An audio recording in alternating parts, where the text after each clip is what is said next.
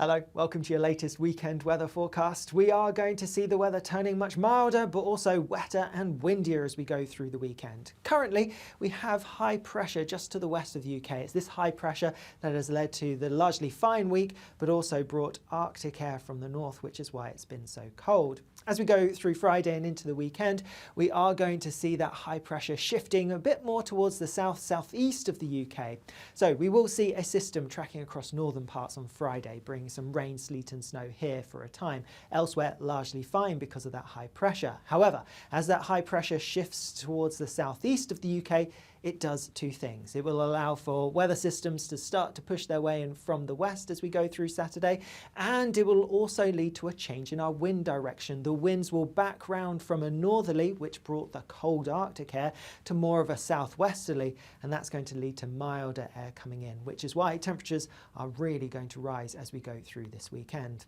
Looking at the details for this coming Saturday though, and in the southeast we're actually going to get off to a fine start, but quite a chilly one with some frost here first thing. Staying mostly dry across the southeast, though increasing amounts of cloud here. Elsewhere, a fairly cloudy picture, and there will be outbreaks of rain. Some of these could be heavy, particularly over higher ground towards the west. We may even see a little bit of transient snow over the higher ground of Scotland in particular, and there are some strong winds to watch out for. Gales perhaps in exposed coastal areas, so turning blustery and wet, particularly across northern and western parts as we go through the day.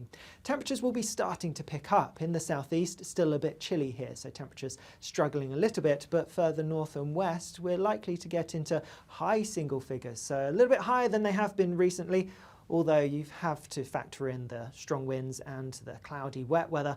It's going to feel a little bit colder, a bit more unpleasant than these temperatures might suggest.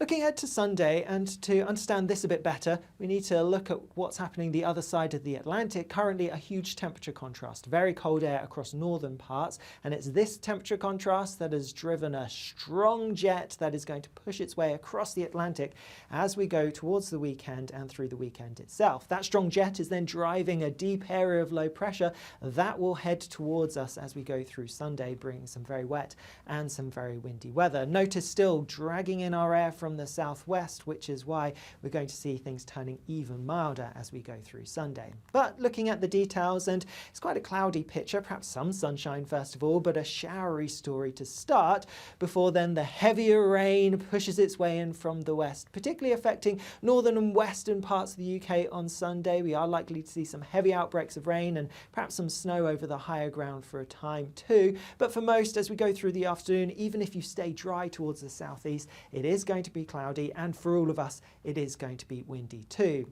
Temperatures, well, look at those, much higher than they have been recently. It's been a while since we've seen temperatures into double figures, and I think quite widely we're going to see places reaching highs of around 12 to 13, possibly even 14 Celsius. But again, we need to factor in the strong winds, the rain, the cloud, and so it isn't going to feel as mild or as warm as this might suggest.